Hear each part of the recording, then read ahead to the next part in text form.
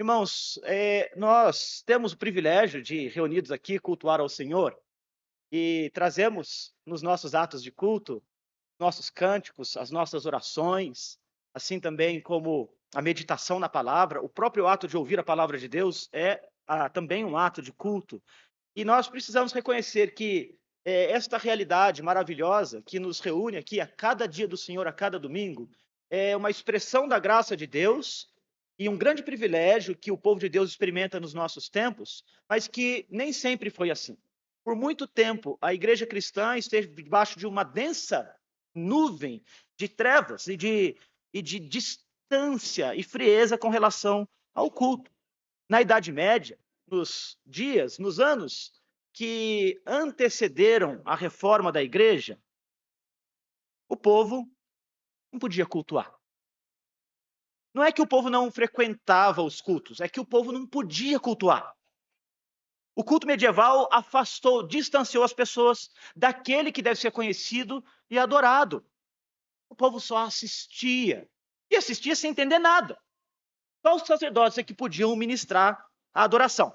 Os prédios das igrejas, muitos deles ainda de pé nos dias de hoje, construções maravilhosas, muitas delas, inclusive, que trazem símbolos importantes para a fé cristã, mas ainda assim, esses prédios eles comunicavam essa ideia de distância. Aqueles prédios góticos, e se alguém aqui já teve a oportunidade de visitar a Catedral da Sé em São Paulo, lá nós temos uma construção neogótica que talvez ajude a gente a entender como era a cristandade antiga na Idade Média. Porque o pé direito é bem alto, com aqueles pilares enormes, de modo que a pessoa entra naquele prédio e ela se sente pequenininha. A luz vem sempre de cima e de fora. E o sujeito, ele percebe que ele é muito insignificante ali, e essa é uma boa mensagem, mas que Deus é inacessível. Ele não pode acessar a Deus. O culto era pronunciado em um idioma que o povo não conhecia. Os cânticos eram entoados apenas pelos monges. E até mesmo o sacramento da ceia foi tirado do povo. Quer dizer, eles não podem, e até hoje não podiam, não podiam e não podem até hoje acessar o cálice. Então, nós temos, e neste mês de outubro, lembramos deste grande feito de Deus na história, que é a Reforma Protestante. Eis que surge esse monge alemão, Martinho Lutero, e ele rompe com a igreja de Roma, e ele parte de um entendimento de que cada cristão, cada crente é um sacerdote diante de Deus, e essa noção doutrinária promoveu uma grande transformação na experiência de adoração da igreja. As pessoas passaram a cantar juntas. Ele compôs hinos na língua alemã, para que as pessoas pudessem expressar o seu amor por Deus e pudessem então pronunciar as palavras das Escrituras que exaltavam a glória de Deus. E as pessoas passaram a fazer orações ao invés de repetições, e elas passaram então a ter um entendimento por meio do catecismo que era ensinado durante as semanas, nos cultos domésticos, das principais doutrinas da palavra de Deus. E a Bíblia passou a ocupar o lugar central no culto, de modo que o altar foi substituído por um púlpito, e naquele púlpito havia um pregador que ensinava a palavra de Deus. Isso mudou a face do culto cristão. Mas a reforma segue adiante. E aparece naquele cenário europeu muitos outros homens que Deus levanta, e um deles chamado João Calvino, um francês que se radicou em Genebra, na Suíça, que também promoveu profundas mudanças na experiência de culto do povo de Deus. E no ano de 1543, ele reuniu uma obra que era uma série de ensinos que ele tinha pronunciado, e essa obra ele intitulou de A Necessidade de Reformar a Igreja. E é uma frase importante que, de alguma maneira, é bem norteadora da obra inteira, que diz: a adoração deve ser um interesse central e maior dos cristãos. A adoração não é questão periférica, mas é a substância última da fé. Essa frase é bem elaborada, então eu vou repetir para os irmãos. A adoração deve ser o interesse central e maior dos cristãos. Maior! Não é uma questão de periferia, de margens, mas ela é central, ela é a substância última da fé. E o que ele está dizendo para a gente é que o culto é o meio pelo qual o cristão expressa todo o seu amor a Deus. João Calvino e os demais reformadores negaram para a igreja o entendimento de que não há nada mais sublime, nada mais importante, nada mais definitivo para a vida dos remidos, daqueles que foram alcançados pelo poder de Cristo no Evangelho, do que o culto a Deus. Culto. Porque o homem foi criado para isto. O ser humano foi criado para conhecer e amar a Deus, e este conhecimento e amor de Deus, ele é doxológico. Ele produz em nós canto, adoração, reverência. O pecado, e a gente conhece a história, porque a gente conhece o próprio coração, mas a gente conhece também a história, porque a Escritura revela para a gente que o pecado que afastou o homem de Deus, do seu Criador, e Deus, com graça, atraiu o homem novamente, por meio de Jesus Cristo, para que essa relação de conhecimento e amor, que prorrompe em adoração, pudesse ser restaurado. Deus fez isto, para que a gente pudesse conhecê-lo e adorá-lo. Quanto mais a gente conhece a Deus, quanto mais a gente aprende sobre os seus atributos, sobre a sua santidade, que percorre todos os demais atributos de Deus, sobre a sua glória e majestade, tanto mais nós o amamos. E quanto mais nós amamos a Deus, tanto mais nós o cultuamos, o adoramos. Culto, meus irmãos, é uma resposta do coração do salvo, uma resposta de amor por aquele que amou a gente, buscou a gente, salvou a gente, transformou a gente. É o derramar de um coração transformado diante do Redentor nosso. O culto é uma visitação que a gente faz a Deus. Uma visitação que é mediada pela própria palavra dele. Quer dizer, que ele mesmo instrui para a gente como deve ser. Porque Deus quer ser conhecido e adorado, mas não é de qualquer maneira. Ele instrui a gente a maneira pela qual nós devemos conhecê-lo e adorá-lo. E nós visitamos a Deus cada vez que nos reunimos como povo dele, como filhos dele. É como se os filhos dele estivessem visitando a casa do Pai, para dizer para o Pai: Pai, eu te amo. O culto é uma celebração, uma festa da nossa união com o Pai, em Jesus. O culto é nós reconhecermos quem Deus é e nos curvarmos ante a glória dele. É uma festa solene, gente. Ajuntamento santo, em que a gente testemunha o poder de Deus na vida da gente.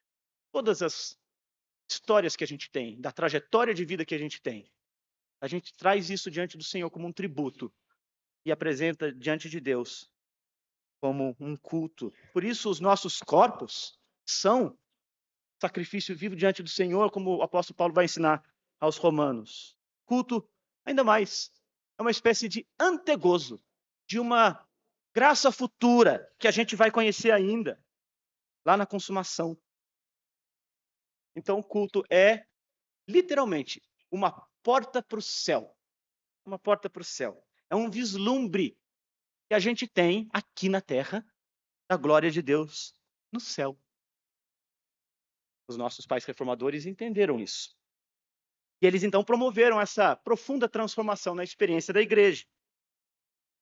E é sobre isso que eu quero falar com os irmãos nessa manhã. Com toda a minha insuficiência de palavras, eu quero convidar os irmãos a espiarem pela fechadura da porta do céu. Quando a gente é criança, a gente tem aquela curiosidade, né, de espiar um lugar assim que às vezes a gente não pode entrar e a gente quer ver o que está acontecendo lá dentro. Você já viveu essa experiência? Tentar saber o que está acontecendo em algum lugar?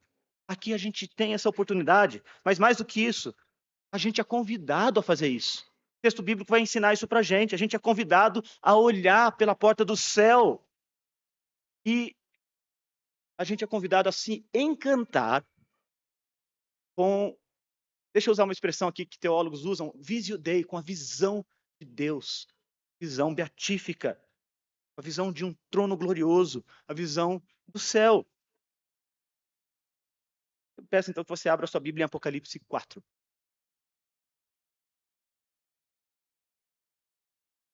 Mantenha aberto, eu vou fazer a leitura do texto, mas vou fazer o destaque de alguns versos dessa leitura.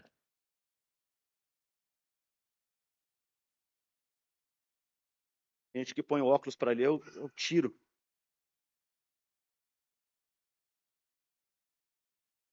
O Depois destas coisas, olhei, e eis não somente uma porta aberta no céu, como também a primeira voz que ouvi, como de trombeta, ao falar comigo, dizendo: sobe para aqui, e te mostrarei o que deve acontecer depois dessas coisas. Imediatamente eu me achei em espírito, e eis armado no céu um trono, e no trono alguém sentado. E esse que se acha assentado é semelhante no aspecto à pedra de jaspe, sardônio, e ao redor do trono há um arco-íris, semelhante no aspecto de esmeralda. Ao redor do trono há também 24 tronos, e assentados neles 24 anciãos, vestidos de branco, em cujas cabeças estão coroas de ouro. Do trono saem relâmpagos, vozes e trovões, e diante do trono ardem 7 tochas de fogo, que são os 7 Espíritos de Deus. Há diante do trono, como que um mar de vidro semelhante ao cristal, e também no meio do trono e à volta do trono, 4 seres viventes, cheios de olhos, por diante e por detrás. O primeiro ser vivente é semelhante ao leão, o segundo a um novilho, o terceiro tem o rosto como de homem, e o quarto ser vivente é semelhante à águia quando está voando. E os 4 seres viventes, tendo cada um deles, respectivamente, 6 asas, estão cheios de olhos, ao redor e por dentro, e não têm descanso nem dia de noite, proclamando: Santo, Santo, Santo é o Senhor Deus, Todo-Poderoso, aquele que era, que é e que há de vir. Quando esses seres viventes derem glória, honra e ação de graças ao que se encontra sentado no trono e ao que vive pelos séculos dos séculos, os 24 anciãos prostrar-se-ão diante daquele que se encontra sentado no trono, adorarão o que vive pelos séculos dos séculos e depositarão as suas coroas diante do trono, proclamando: Tu és digno, Senhor e Deus nosso, de receber a glória, a honra e o poder, porque todas as coisas tu criaste. Sim, por causa da tua vontade, vieram a existir, foram criadas. Uau, que passagem impressionante, irmãos. Nós temos nela um vislumbre, um olhar para esse lugar de habitação de Deus, o trono do Rei do Universo, de onde ele exerce todo o seu governo e todo o seu poder sobre a criação. Você sabe que a sala do trono, aqui do nosso lado da eternidade, no nosso mundo, é o lugar onde um líder supremo, um monarca, exerce a sua autoridade. O trono é um símbolo de poder. Ele é o símbolo de governo, de justiça e de poder de um soberano sobre um reino. Na sala do trono acontecem as coroações, a transferência de autoridade, a legitimidade do antigo para o novo. É um lugar de julgamento, onde se administra a justiça. Normalmente, o monarca é considerado o guardião da lei. A sala do trono é um local onde a história do reino é contada por meio de símbolos, é preservado em pinturas, em tapeçarias, em outros elementos artísticos, que representam a história e os eventos importantes daquele reino. E ninguém pode entrar na sala de um rei sem ser convidado. A gente tem até mesmo na escritura uma história assim, lá da antiguidade, de Esther, a rainha israelita da Pérsia, que teve de se preparar dia e noite para adentrar na sala do trono do imperador, sabendo que corria o risco de morte. Mas aqui, nas palavras do apóstolo João, a gente tem uma cena muito diferente. Porque ele é convidado a entrar na sala do trono. Ele é convidado a olhar o trono glorioso do Pai. E mais do que isso, ele conta essa história para todos nós, porque ele convida todos os cristãos a olharem junto com ele aquela visão que ele teve. Quer dizer, até o apóstolo Paulo, em um momento, teve visão de coisas inefáveis que não poderia mencionar a ninguém, mas João tem esta visão e ele é ordenado a contar essa visão a toda a igreja, a toda a cristandade, a todos os cristãos. Ele é chamado por Cristo mesmo a registrar essa visão e a entregá-la para a igreja, a entregar a todos nós, para que todos nós possamos, junto dele, entrar nessa sala do trono e olhar o Rei dos Reis, que está sentado sobre aquele trono. Ele diz: eu vi uma porta aberta. A porta estava aberta. E uma voz, semelhante àquela que ele já tinha ouvido da primeira vez, ele diz, a voz do próprio Cristo, que era como uma trombeta. Ela diz: vem para cá, pode entrar. Entra aqui. Quero te mostrar o que tem aqui dentro. E aqui, meus irmãos, a gente já tem algo tão fabuloso para o coração da gente, sabe? Porque com a voz de Cristo, pelo convite que ele faz, nós, crentes, arraigados em Jesus, somos levados diante do Criador do universo, do Pai da glória, do Senhor dos senhores, do Rei dos reis, o Deus Todo-Poderoso. Ele diz que a gente pode entrar, a porta está aberta, entra e veja, e esteja na presença do Criador. Nós, em Cristo Jesus, somos colocados literalmente diante do trono do Rei do universo. Em Cristo Jesus, nós entramos naquele lugar santíssimo sem sermos consumidos, porque agora, ligados a Cristo, nós estamos arraigados nele. Ele, que é santo e é redentor, nos habilita a entrar nesse lugar santo e a olhar para Deus. E a gente tem essa visio Dei, essa visão de Deus, essa visão gloriosa, cujas palavras nossas, e do próprio apóstolo João, diga-se de passagem, são insuficientes para descrever. João tenta, e pelo Espírito de Deus, ele ajuda a gente, porque ele vai associar o trono de Deus às coisas mais lindas que existiam no seu próprio tempo.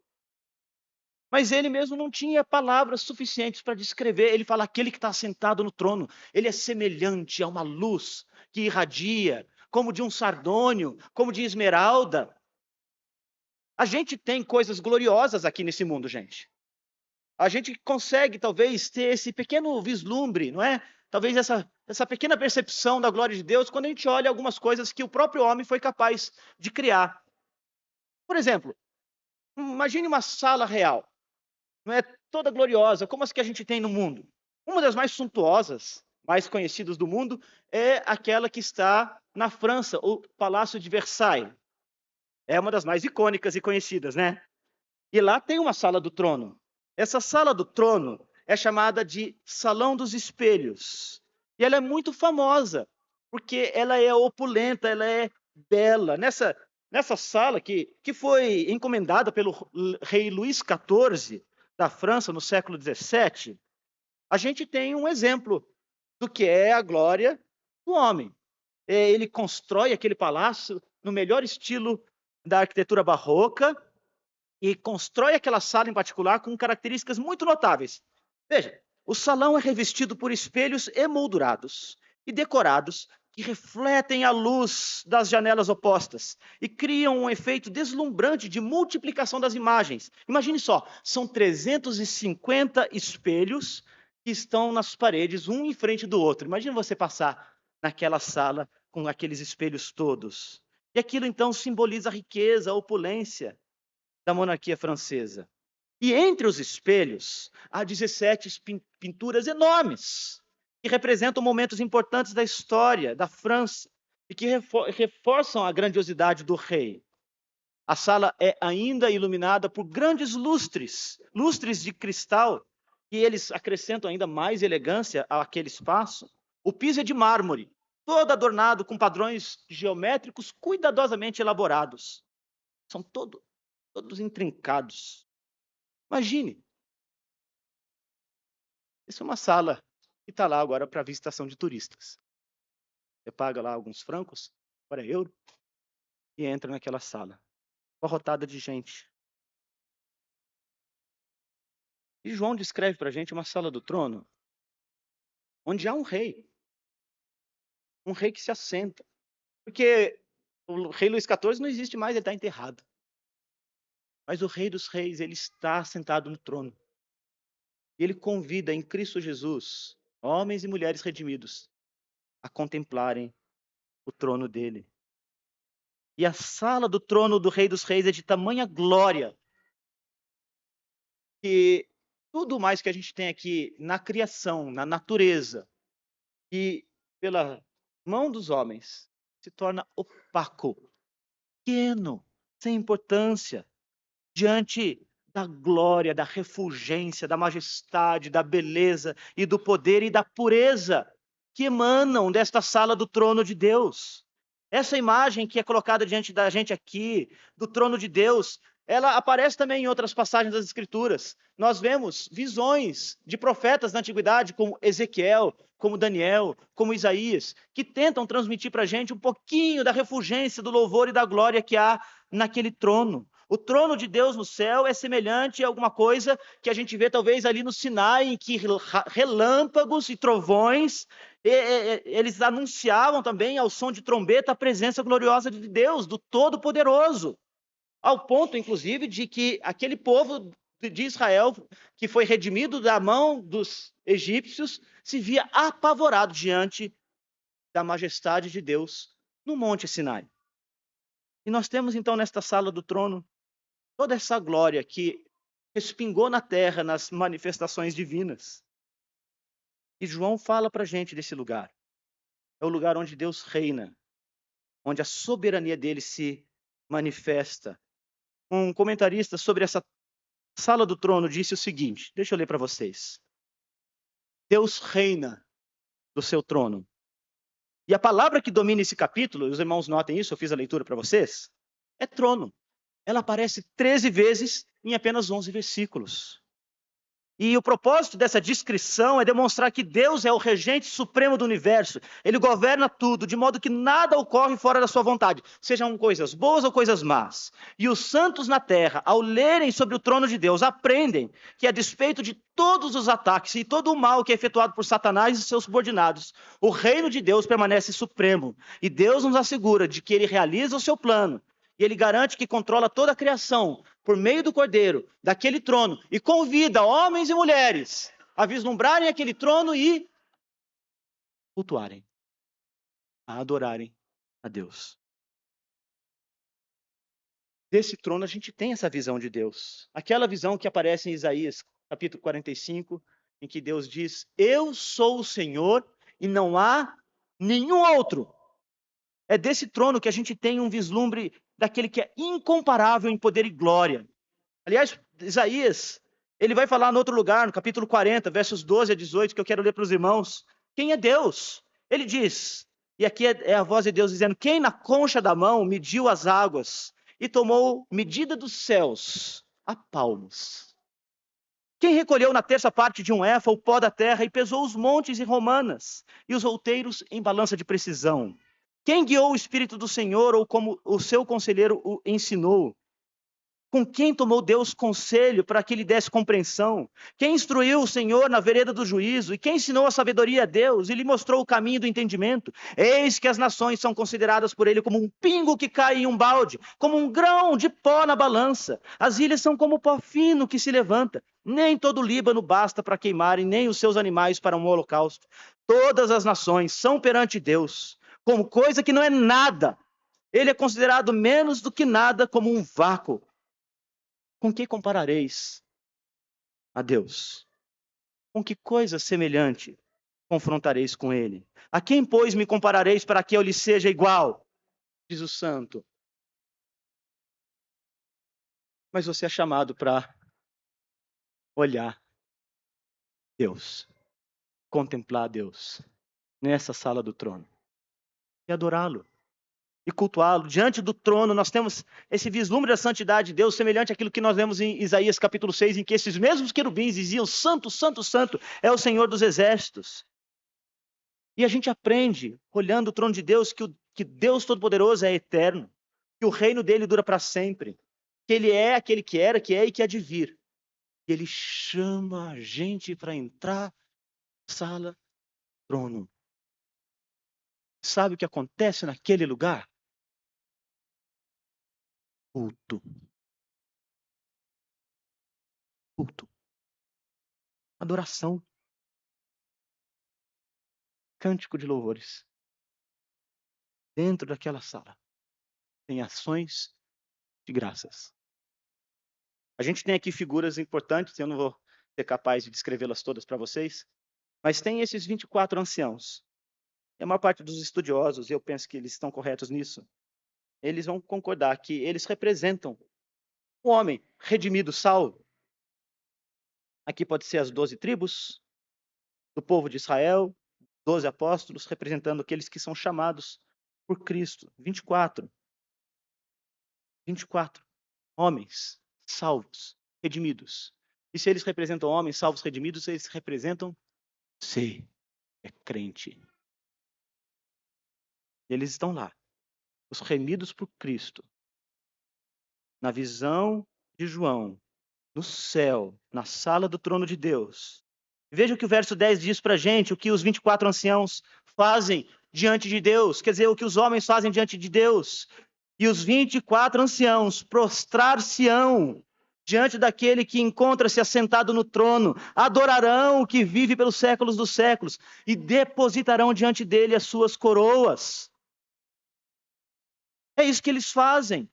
Os homens reconhecem quem Deus é em adoração, reconhecem a sua glória e a sua majestade em culto. Mas ainda, o texto diz que eles lançam diante daquele que está sentado no trono sua coroa.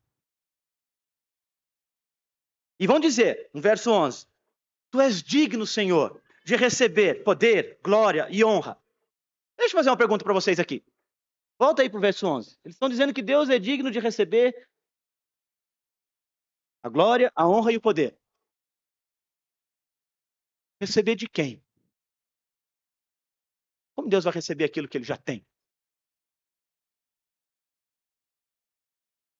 Ele já é todo-poderoso. Não há nada que possa ser acrescentado ao poder de Deus. E se pudesse ser acrescentado, quem é que poderia dar a Deus algo que ele não tenha? Ele já é o Deus digno de toda honra.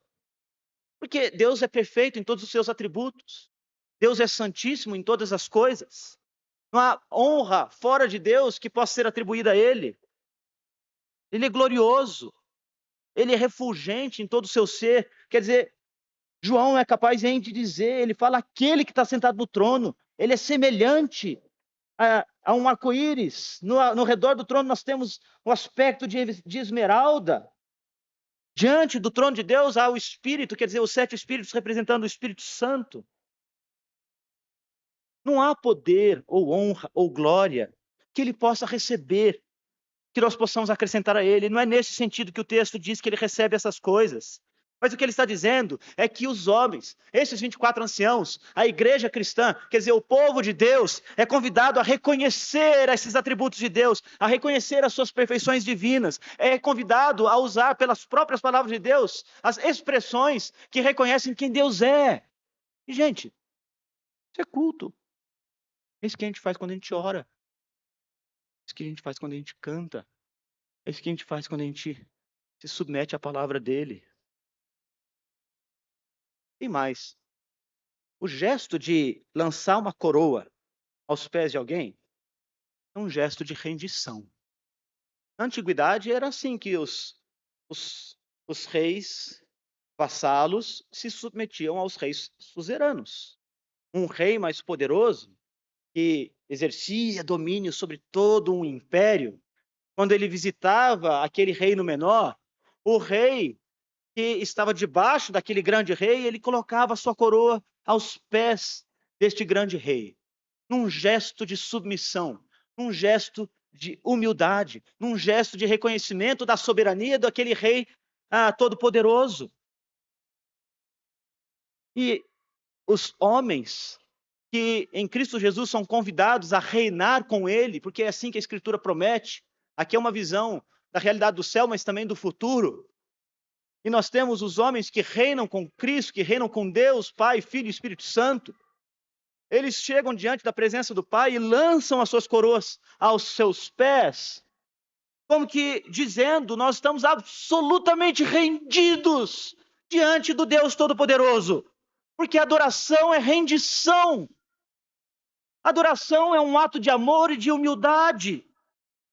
E isso significa que quando a gente vem aqui para cultuar a Deus, a gente está dizendo uns para os outros, e acima de tudo para Deus, que as nossas vidas estão submetidas à soberania do Rei dos Reis, à soberania de Deus. A adoração é quando a gente reconhece que a gente não tem poder, mas Deus tem poder, e por isso a gente diz, a ti seja todo o poder, a ti seja toda a honra, a ti seja toda a glória.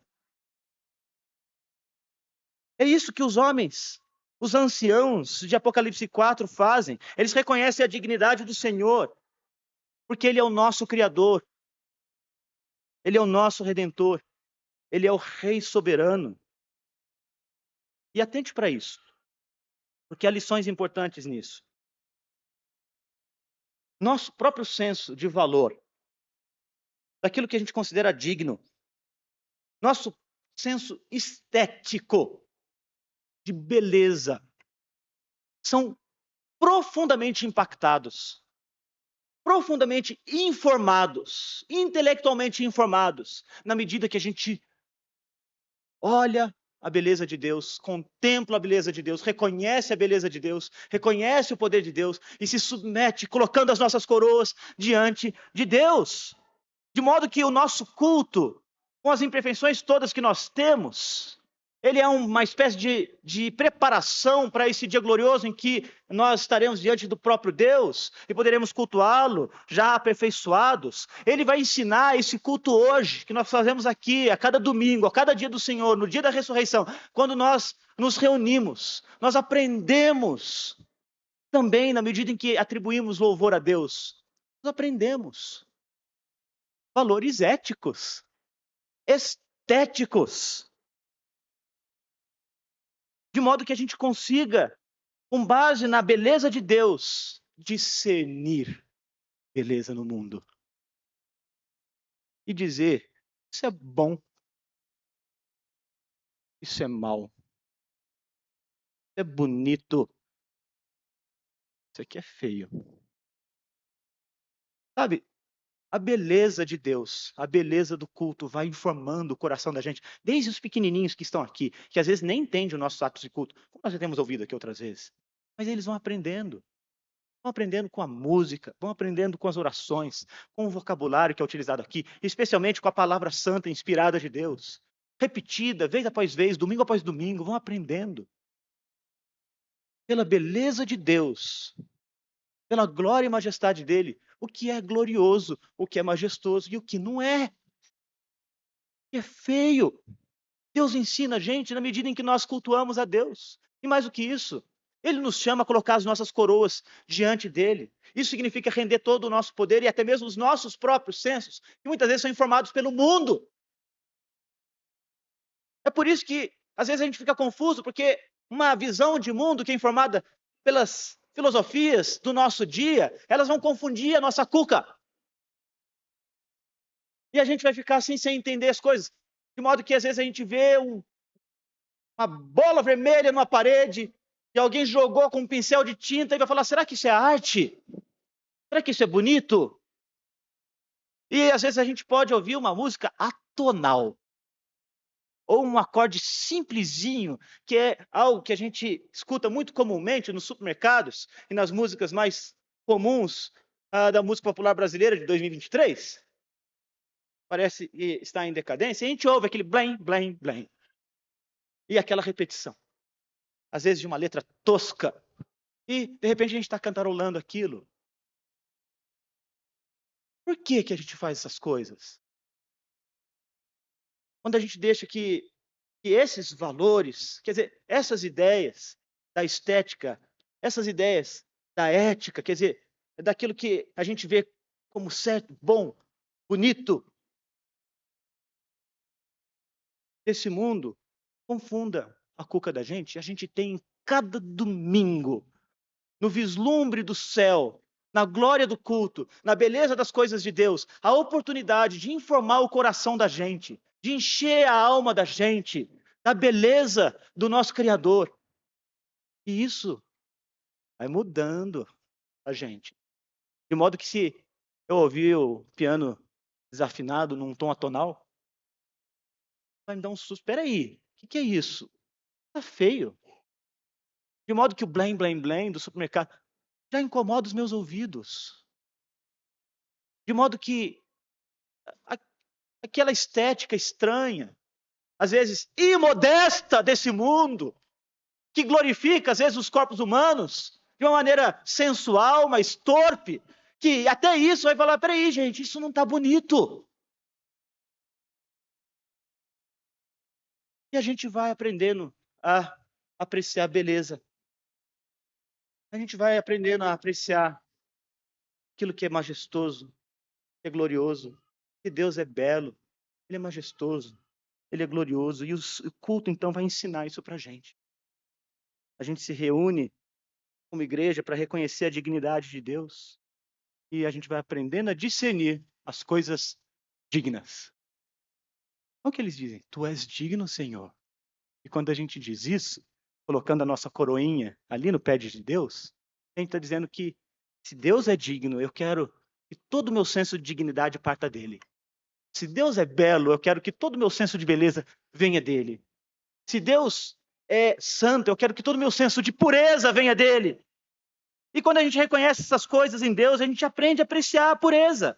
É por isso que a gente tem um momento no culto que a gente confessa pecados. Porque a gente sabe que o coração da gente é impuro, ele é enganoso, desesperadamente corrupto. A gente passa a semana, a gente chuta o balde às vezes, faz coisas que não devia fazer, tem sentimentos que não devia ter, alimenta essas coisas no coração. Às vezes a gente é invejoso, às vezes a gente é irado, às vezes a gente permite que a sensualidade entre no coração da gente e a gente vai deixando essas coisas se alimentarem no coração. A gente fica com vergonha, fica triste, fica chateado, mas a gente vem no culto. Mais do que isso, a gente tem acesso a Deus como sacerdotes que somos, nossos lares pela oração. Quando a gente abre a Escritura, quando a gente se ajoelha e fala com Deus: Senhor, perdoa os meus pecados. Isso é culto, gente. Isso é uma expressão de louvor a Deus. Senhor, me purifica, me ajuda nessa luta que eu tenho.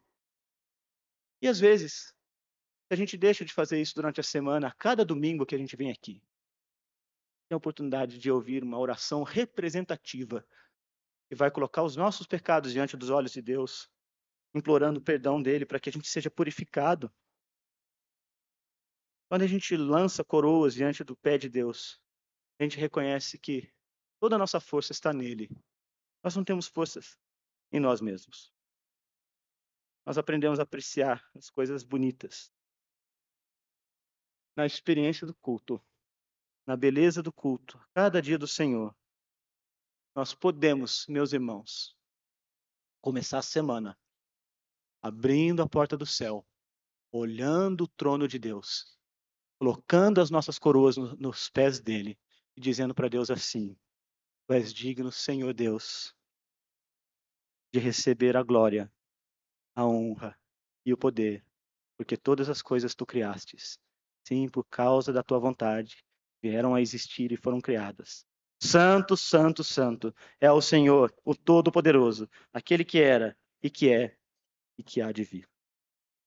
A gente aprende cada domingo que a adoração deve ser o interesse central e maior de todos os cristãos.